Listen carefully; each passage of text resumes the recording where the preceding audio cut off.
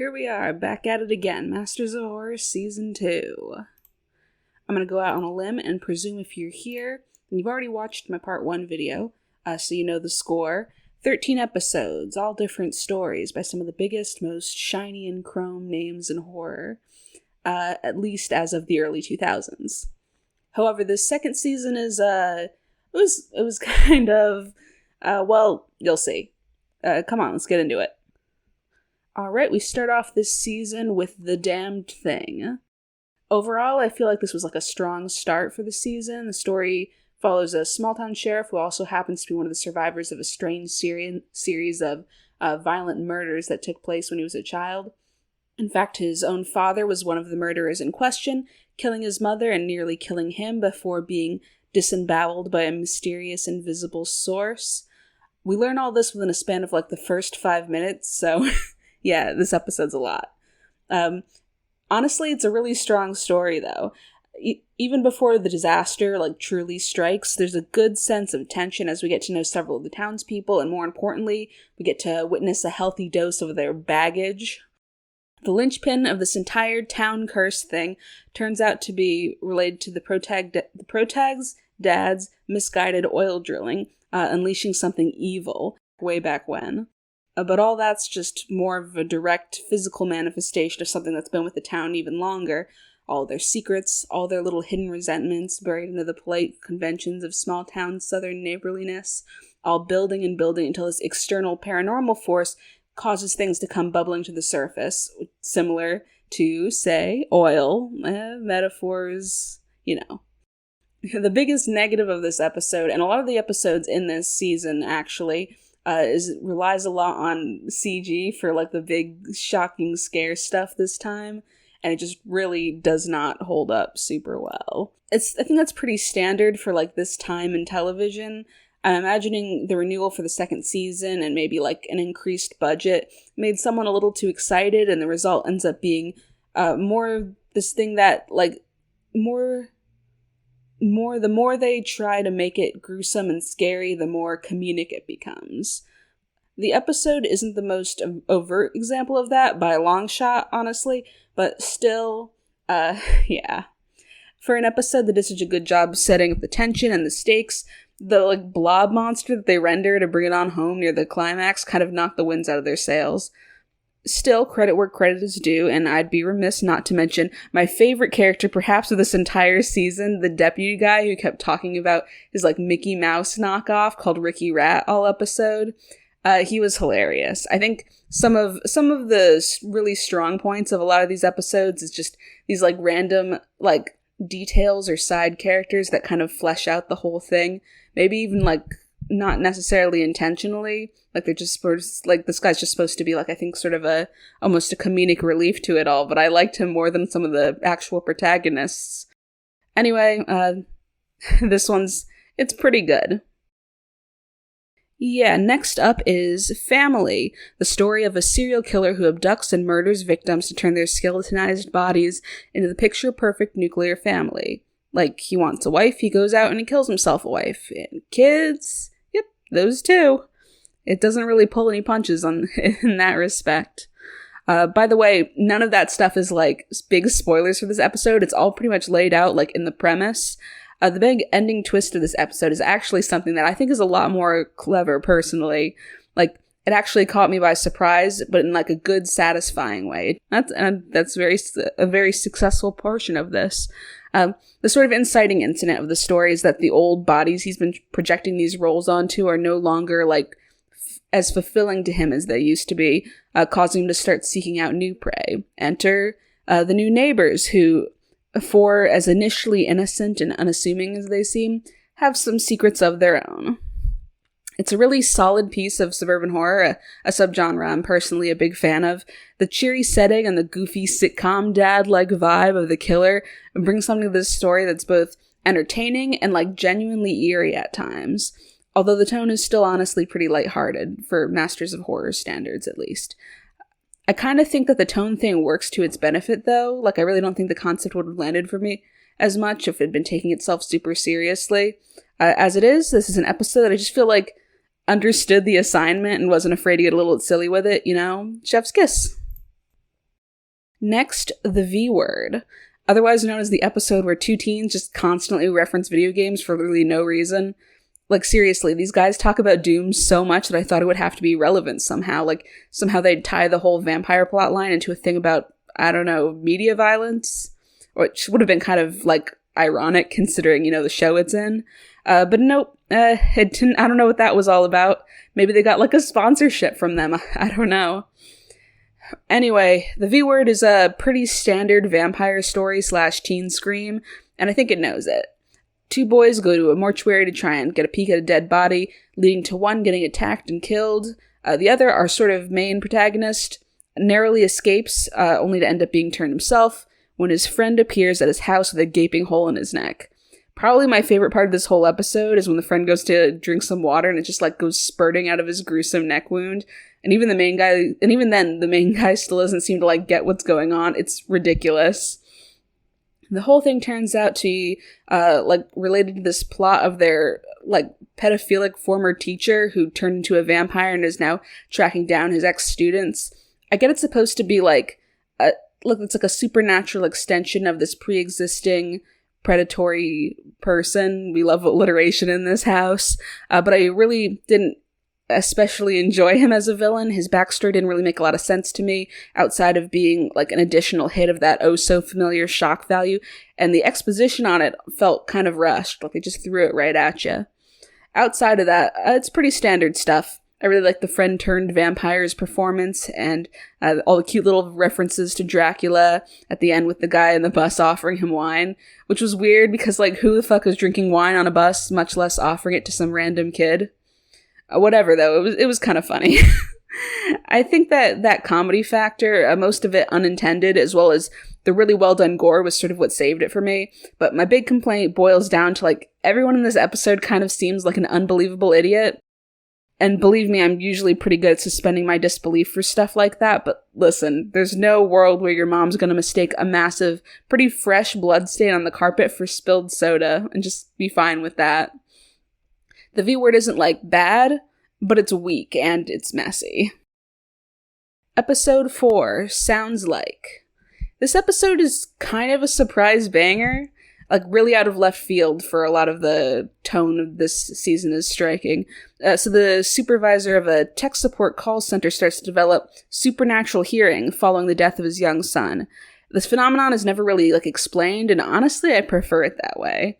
Grief, the kind our protagonist here goes through, massively changes the way someone perceives and interacts with the world, and the way I see it, that's really all the explanation you need. The execution is good enough that I never really felt a need to nitpick at it. This phenomenon comes and goes, worsens, and then occasionally gives him some reprieve, but it never goes away. His work life suffers, his marriage suffers, his friendships suffer. He can no longer connect with the world. It's just this horrible, noisy place that torments him endlessly. Talking to people is unbearable, but their silence is worse because it just leaves him to face all the other omnipresent little noises of the world alone. It's unsettling, to say the least, experiencing this through the lens of his perception, witnessing the gradual deterioration of his mental state. It's a classic example of an unreliable narrator, even when no actual, literal narration is happening. It's also just a surprisingly profound way of showing loss as this overwhelming sensory thing that touches every corner of your life. It's just way more than I was expecting. Unfortunately, I kind of feel this episode loses its momentum near the end, or rather, I guess it, ups the ante so suddenly and violently, rather than giving any impactful finale. It kind of undermines everything that it was doing up to this point. Well, not everything. That's unfair, maybe. I think it's they were coming up on this finale when they suddenly remembered where they were and decided they couldn't end this surprisingly thoughtful, eerie, and subdued little story about the realities of death without some final bits of guts and gore to remind the audience what this show is all about, or something. I don't know. It's not like I was there. It was just a teeny bit of a letdown for me. It always sucks when a good story fails to stick the landing, Despite my complaints, this is by and large one of the best episodes of the season, particularly, and thus earns itself a big ol' chef's kiss. I'd highly recommend it. Can't quite say the same about Pro-Life, an episode that I was feeling pretty pessimistic about going in just based on the description, and even worse going out. The teenage daughter of a notoriously aggressive, God-fearing pro-lifer ends up begging the help of a local clinic to abort her rapidly growing demon baby. And on the off chance you're expecting this story to be some kind of like bold political statement one way or the other, let me go ahead and disabuse you of that notion. For a concept as potentially inflammatory as this one, pro-life takes every opportunity to let you know it doesn't actually care that much about taking a hard stance. What it seems to care most about, in fact, is extracting as much discomfort as they can from the delicate topic and using that in place of like any actual horror or storytelling devices or themes or anything at all. I'm going to try not to harp too much on the near complete lack of substance going on here, just because, I don't know, I don't think that's going to be a very pleasant listening experience. Instead, let me try to at least give you one or two positives about this one, if I can think of them. The best part, as far as it can be called that, I think, is the ending where the new teenage mother gets to blast the hell out of her head crab baby she just gave birth to. After watching this character, who by the way is supposed to be like 15, in fact like a minor plot point hinges on her looking visibly young, but her actress is definitely an adult, just putting on like vague kid-like mannerisms, which just makes all this weird and unsettling in a whole other way. She gets, assaulted by a demon, mistreated and disbelieved by the doctors and her family, and I think the doctors are like supposed to be the good guys here, but they're really just kind of as unlikable as the antagonists in a lot of scenes, if not worse, honestly. And overall, she's just like treated like shit by everyone, nearly every character she comes in contact with. After all that, seeing her get to have this small bit of like vindication was honestly nice. It's probably the only time I've ever actually rooted for a monster baby to be killed. There's even a weird scene after that where the demon father like carries the baby's corpse away, where I guess we're supposed to feel vaguely sympathetic, but wow, does that not land if that's the case. I mean, it feels crazy to assume it would. That's how hard this episode goes on the but what if the other side was also kind of right, blah, blah, blah, blah, blah shit. That kind of sums it up. I could go on a whole tirade for how badly this episode fails to be, entertaining, frightening, insightful, anything. But as I said, I really don't think that's going to be a good time for any of us here. So let me just quarantine this baby in the disaster piece hell zone and I'll be on my way. Sometimes the less said, the better. It's at this point, not even halfway down the list, that I was starting to like bum myself out a little bit. Maybe it's just a side effect of watching all of these pretty much back to back, but I was getting really concerned that I was like not having as much fun with this as I did the last season. And I think this whole thing sort of hinges on your ability to have some fun with it. The whole watching experience and reviewing experience. I don't want to be like some stodgy, jaded horror elitist punching down on a fun, schlocky gore fest just because their visuals are kind of shitty and they don't have some big important message to share every episode. So I'm going to try and go into this next one with a more positive attitude if I can. So the next episode is Pelts, and it is absolutely not nearly as bad as I thought it was going to be.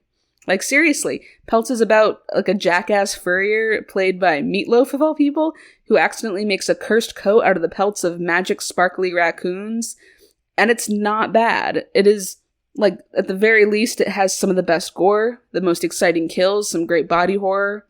A guy skins himself alive to turn himself into a coat for, like, the stripper he's obsessed with, which, by the way, the stripper character, Shauna, I think, she deserves so much better. God. As per the Masters of Horror status quo, Pelts contains some very cringy sexual scenes and a lot of content that leans more disgusting than plain scary, but it also kind of, like, almost works for this one. And there's this scene where the trapper's son, like, reverently and almost sexually strokes the furs while the music swells right before he, like, slams his head in a bear trap out of, like, devotion or thrall to the raccoon gods or whatever. The point is, I was invested. I was invested more than I thought I was going to be in a concept like this.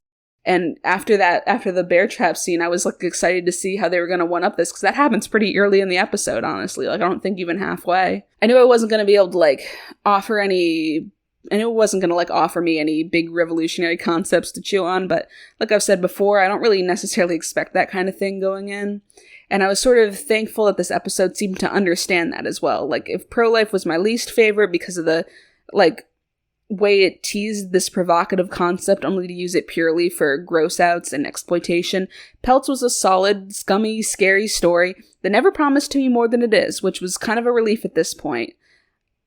I'm sort of torn between ranking it like a little messy versus pretty good, but I'm going to be generous here and give it a pretty good. Episode 7, The Screwfly Solution. As much as I want to like review these adaptations as their own thing apart from the source material, it was kind of hard for me to do that separation here because I actually very much like the original short story this is based on. It's like this really interesting little story about a mysterious force that starts causing men around the world to compulsively murder women. And while the source material may be strong, I feel like there's like about 1 million ways to grossly misuse that concept. And I'm pleased to say that Masters of Horror somehow managed to avoid almost all of them. I mean, it still is what it is, and what it is never going to be as good as the original. Personally, I think so. But this was a way better episode than I was anticipating. I was a little nervous. I think they were aiming to like take the original and build on certain aspects to make it more personal, more character-oriented, and it works, honestly. While I can't necessarily call their handling of the heavy topics intrinsically woven into the story delicate, they made some points. Each of the characters is interesting, and more importantly, each serves a really specific purpose in the narrative. The wife who works in a women's shelter, smart and well-meaning, but occasionally blinded by her own privilege, she's acutely aware of the way women are victimized because of her job, but still doesn't see that as something that could happen to her, and as a result, unintentionally alienates the women who come to her for sanctuary. The husband, who helps first identify the phenomenon and then ultimately falls prey to it, putting his family in grave danger, he plays the role of like this enlightened feminist ally, but he's unable to, or more accurately, unwilling to recognize the ways he still benefits from systematic misogyny, and more importantly, his own fallibility in the ways he can cause harm to the women in his life, and that's sort of ultimately his downfall. Some smaller roles include the hardened, old-school feminist who views herself as too strong to be victimized and has no problem throwing herself into the fray right up until she is cornered and killed. The teenage daughter, still innocent, unwilling to see the men in her life as potentially dangerous, to whom misogynistic violence is a thing that happens to other girls in other countries and not in her own home. And also that one gay guy character who seemed to be there to just be like the good guy, impervious to the phenomenon, which was kind of weird, like narratively to me, but whatever, I liked him, so... Like, it's not overt or anything, but I feel like this episode holds a pretty solid stance about the way we often see violence against women as, like, a thing perpetuated solely by creeps and religious nuts and anybody but the people we know, the people we love. The husband character doesn't realize he's infected until it's far too late because he's unable to recognize the violence in his own behavior. Part of that is the disease, but part of it's also just the way society bends itself around the whims of people with privilege. The husband, like, screams at a female airport worker in one scene, and he doesn't really think anything of it until that behavior is directed against people that he cares about. The daughter resents her mother for saving her from her father because she can't believe he would ever hurt her, despite blatant evidence to the contrary. The wife smiles politely as she reminds a battered woman that the shelter is only a temporary haven, assuming she'll be able to safely escape her abusive husband when her time is up, because after all, if it's so awful, she should just leave, right? Like, all these are personal behaviors, but they also reflect, like, a mindset that's much bigger and harder to escape.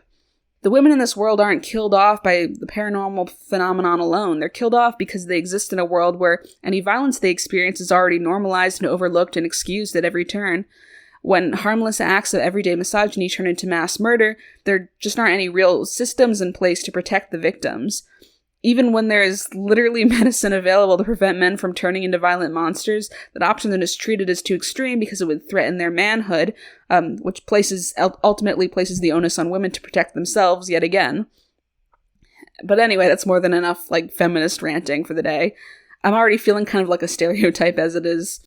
This episode has its flaws, for sure, but I think it's got the spirit, and in this, like, not actually post-pandemic world we live in, seeing, like, it's sort of interesting to see a show low-key predict the way people, like, might react to a similar world-scale disaster, which is to say, poorly. Anyway, chef's kiss. Next up is Valerie on the Stairs. What to say about this episode? It's weird, it's a little meta, it's got Tony Todd, Candyman legend, playing a weirdly sensual, kind of sexy demon character. It's fun. Honestly, the vibe is really similar to Season 1's Dreams in the Witch House, and not just because it's set in another, like, creepy, dilapidated building. The themes of dreams and unreality and being able to trust your senses or memory of the situation, the The premise of this one is an aspiring writer moves into this, like, essentially home for the miserably unpublished following an off-screen breakup. He wants to write this stirring, dark romance masterpiece, but keeps getting distracted by that pesky ghost woman on the stairs. Throughout his stay, our protagonist ends up meeting several of the other writers in the building, and through them, a picture starts to take place. And we learn that the ghost woman, Valerie, is a character dreamt up in a collaborative effort by several of the resident authors, as well as her demonic lover/captor. The aforementioned demon is now going around killing off his creators one by one. The reasoning isn't, like, super thoroughly explained, but from what I could reason, the Beast and Valerie are both, like, on this quest to become real after years of their story being kept in this, like, torturous limbo. The author's unwilling to give them a proper ending. There's a lot to love here. It's easy to sympathize with the writers, their total disillusionment with the creative process, how characters that once meant something to you can swiftly turn into punching bags or shallow wish fulfillment when a story fails to come together. I'm pretty familiar with this sort of same phenomenon myself, the way creative blocks can kind of jerk you around, and to me, Valerie and the Beast are sort of that feeling manifested. It's about the torturous creative purgatory of a story that you just can't let go, as well as how some stories can take a life of their own, seducing you and even hurting you. Side note, they could not have possibly picked a better actor to play the Beast. Tony Todd remains the king of seductive, terrifying monstrosity, and we love to see it. The ending feels a little sudden and a little silly in some ways, but overall I found it really effective. And all else said, it's perhaps the most empathizable narrative this season, which is nice. Chef's kiss. Right to Die is a fun episode if you're a fan of watching a character just go through, like, one horrible thing after the other. Granted, it's definitely deserved, but it's so funny to see, like, every force from the mundane to the paranormal to something I can really only call karmic justice fuck this guy over, like, just one after the other. It's really something. And it's also, I think, possibly the horniest episode of the bunch, and that is saying something. Right to Die follows a wealthy dentist whose wife has just been blown sky high in a car wreck following an argument between the two. She lives, but barely, and our protagonist is left to decide whether he wants to approve a surgery that will let her live but in an immobile, possibly vegetative state, or if he wants to obtain the legal rights to pull the plug. He quickly chooses the latter, but later has second thoughts when his wife's half-tethered ghost starts to torment him and the people around him. The rather unsurprising twist is that this till now supposed nice guy was actually much more directly responsible for the accident than it seems. And now he realizes that if he allows his wife to die, her ghost will find a way to make his life a living hell. He goes to more and more desperate lengths to prevent that from happening, culminating in drugging and skinning his mistress in order to use her as a, pseudo-donor to save his wife's life. I'd probably feel worse for the gal if she wasn't such, like, a weird nymphomaniac caricature. It's ridiculous. In reality, I'm pretty sure not a single person in this episode is really that sympathetic. Maybe the wife, but, like, barely. She's just not, like, a super pleasant person in the brief time you get to know her outside of her ghostly state. Everyone sucks, everyone suffers, so if that's your thing, great. And there's a genuinely pretty cool end scene where the husband returns home after his wife is finally kicked in. Her ghost is just standing there in the doorway waiting for him, and he, like, resigned to his fate, simply walks inside. This one, I think it's a little bit messy. It's like, it's a interesting time, but I hesitate to give it too many accolades, I guess. Episode 10, We All Scream for Ice Cream. This is another episode that, from what I can tell, has, like, a fair bit of notoriety, and, like, yeah, I get it. It's a pretty inventive concept, honestly, with some truly fun kills. The victims of the ghostly ice cream man being melted into sticky, syrupy goop, leaving only their clothes behind. It gives me the same sort of faintly nostalgic feeling as, like, listening to some old campfire scary story. The story follows a run-of-the-mill family man who's just moved back to his hometown with his wife and 2 kids, just in time for the members of his old childhood gang, which think like shitty bargain bin version of the kids from It or Stranger Things or something. His old childhood gang starts mysteriously dying off in gruesome ways, one by one. At first, he thinks this is like some kind of sadistic, elaborate prank being played by this asshole who's had it out for him ever since he was a kid. But it quickly becomes clear to him that there is something more sinister at play. particularly after he sees his prime suspect melt into flesh-flavored ice cream right before his very eyes. Yum. There are aspects of this story that are challenging to me. It's hard to watch the flashbacks where the kids heckle the ice cream man, especially because, while it's definitely framed as wrong of them, the casual use of the very ableist language and harassment has this weird boys will be boys tint over it, which was made worse for me by the fact the ice cream man is the villain of this episode. I'm no stranger to wanting the monster to win, but in this case it didn't feel vindicating, it just felt sad. He seemed like such a nice guy, and I don't really think he would have, wanted to become a revenge-driven ghost if he had the choice. I don't know, the narrative just kind of did him dirty in that respect, I feel like. So not great in that department, but honestly, I was expecting worse based on some of the descriptions I'd seen of it. If you can get past that aspect, it's a strong episode, and I wouldn't personally call it one of the best, but there are elements of it that I really enjoy, enough that I'm willing to give it a pretty good. This next one, okay.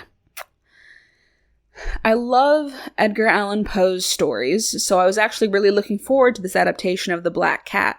They did a decent job with the screwfly solution, which on all accounts I think should be significantly harder to adapt, at least well within the parameters of the show's usual tone.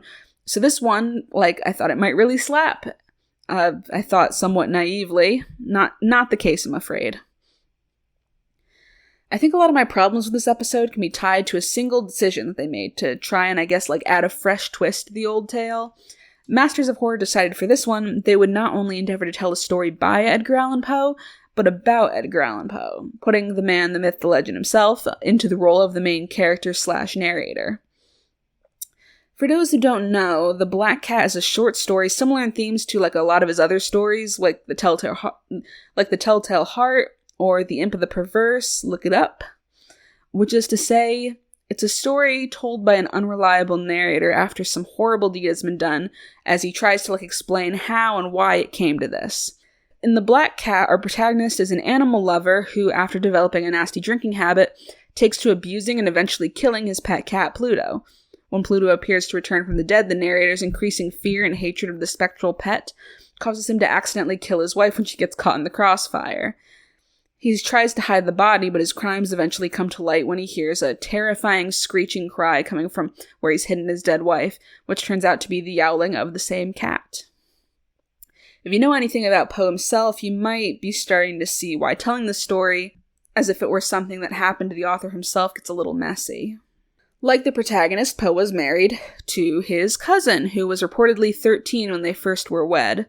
And I'm no historian, but I've heard some, conflicting accounts of his life, ones that paint him as a depressed degenerate, drinking and gambling his life away, and ones also that claim that that image of him was, largely invented by people who disdained him for his work. There's obviously context and nuance that I'm not equipped to grapple with right here, right now.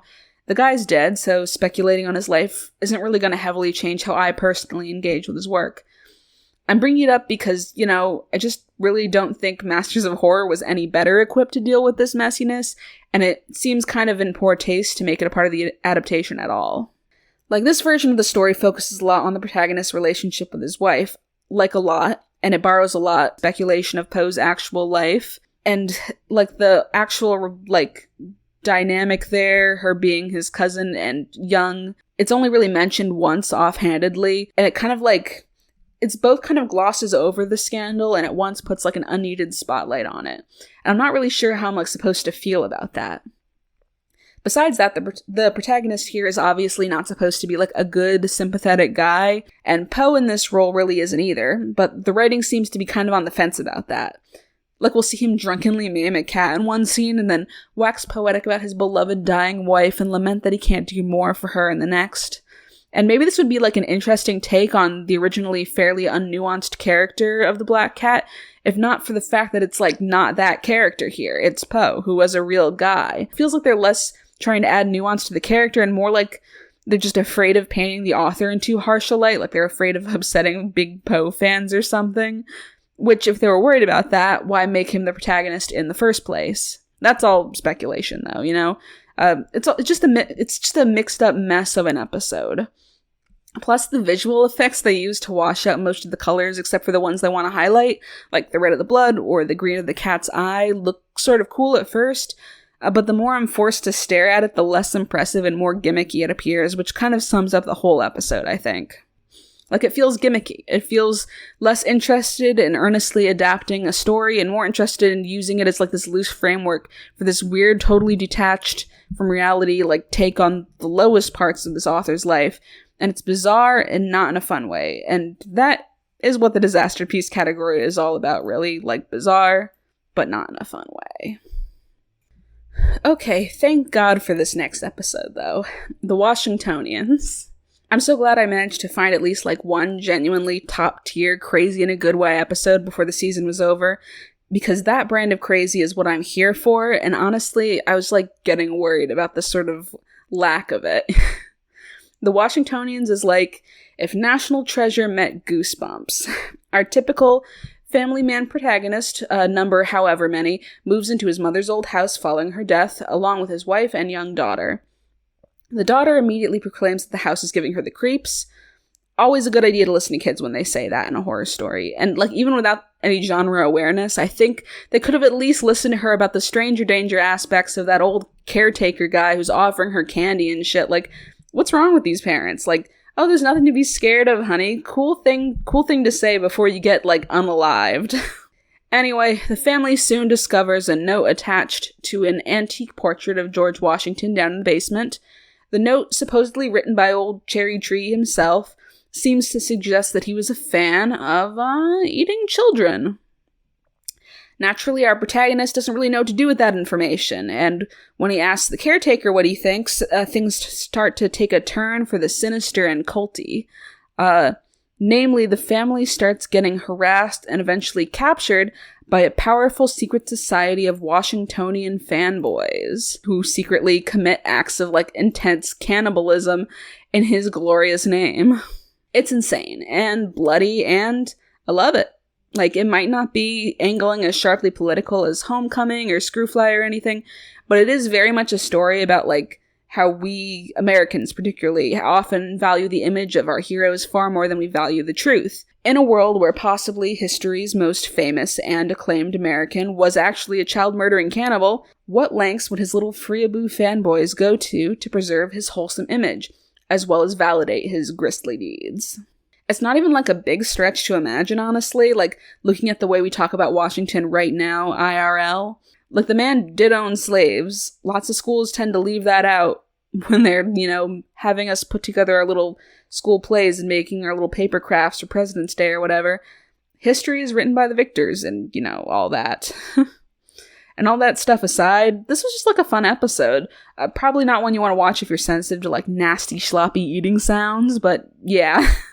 It's creepy, well-paced, and it was nice to see the daughter get her own little mini story arc about her learning to be brave via smashing some powdered wig-wearing bitch over the head with a vase. Delightful. Masterpiece. That brings us to the last episode of the season. The last episode of the series, in fact. Dream Cruise. Will it live up to the high expectations set by last season's finale? I'll go ahead and spoil that for you. It's significantly better. Sure, the first quarter or so of the episode plays out like something from The Room, but besides that, it's not half bad. Our protagonist this time is an American businessman working at a business of some sort of business in Japan. He's also having an affair with the wife of his best client, a somewhat eccentric wealthy man whose previous wife disappeared under mysterious circumstances.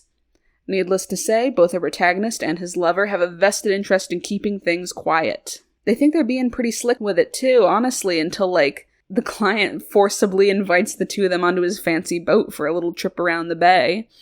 The protagonist has a long-time fear of open water after watching his brother drown at a young age, something he feels guilty about to this day, but the guy is persuasive, and somehow the three of them end up alone together on the high seas. Things take a surprising turn, and I mean, like, actually surprising, when the husband, the cuck, shall I say, who's definitely plotting to murder these two, has to swim under the boat to unjam a propeller, and he ends up getting got right then and there. Like, gotta admit, I did not see that coming. What follows is sort of a survival horror situation with the man and his lover fighting for their lives against the ghosts of the past. We learn that the woman's now dead husband did kill his first wife and hid the body by throwing her off this very same boat. So now his ghost and also the other wife's ghost are here, as well as brother ghost. But the jilted ex is not just looking to avenge her death upon the husband. She is also looking to kill the girl responsible for replacing her, which, she views as his mistress, now wife. The whole thing seems to be about, cycles of guilt, secrets, shame. The ocean is vast, but in this story it remembers every tragedy it's witnessed and every life it's taken, and it holds those things and spits them back up when necessary. It's a genuinely interesting take on this classic ghostly revenge story, which I'm just realizing now, there are a lot of these ghost revenge stories this season. It's kind of wild. But though it takes a minute for the narrative to kind of get its footing, it builds into a pretty solid episode. Overall, a good ending to the series. It didn't exactly go out with a bang, but considering the end of last season, it almost sort of feels like a breath of relief. I can deal with that. Closing notes. What can I say about Masters of Horror, having watched 26 episode in a month's time? For one thing, I can say you really should not watch it the way I did. The stories of this series I think are best enjoyed individually. Some shows are meant to be binged. This is not one of them. It's kind of a bummer the quality seemed to dip a little bit in the second season, but it had a few surprise, really good episodes. I can't deny that. Part of me can't help but wonder what would have happened if they were renewed. Would the creators learn from their mistakes and make something better, or would it get even worse? I'm not really sure how I expected to feel having completed the rewatch, but the result is honestly kind of more of the same I felt going into it. There were episodes I loved and there were episodes I hated. Anthology series are just kind of like that, I guess. I don't regret giving it another try, so that's something. And I do think rewatching gave me a chance to look at some of the old stories I remembered with fresh eyes. And yeah, it was good. I hope you guys got something out of it too. Whether it was a little dose of nostalgia, or if you're totally new to the series, maybe it gave you an idea of which episodes you want to check out. I don't know. At the very least, I hope you had fun. And maybe you can slide me a like or a comment or a follow. No pressure. But hey, did you know you can also find me as Data Monster on Tumblr and Cranboggles on Twitter, where you can come say hey and talk about spooky stuff, I also have a Patreon now that'll, I'll boost and shit. I don't know. And until the next time, remember, if it's not fun, don't do it. And if a ghost clown driving an ice cream truck offers you a popsicle shaped like your dad, don't eat it. Or do if you really want to, I guess. If you really want to kill your dad via ice cream, I won't judge. Goodbye.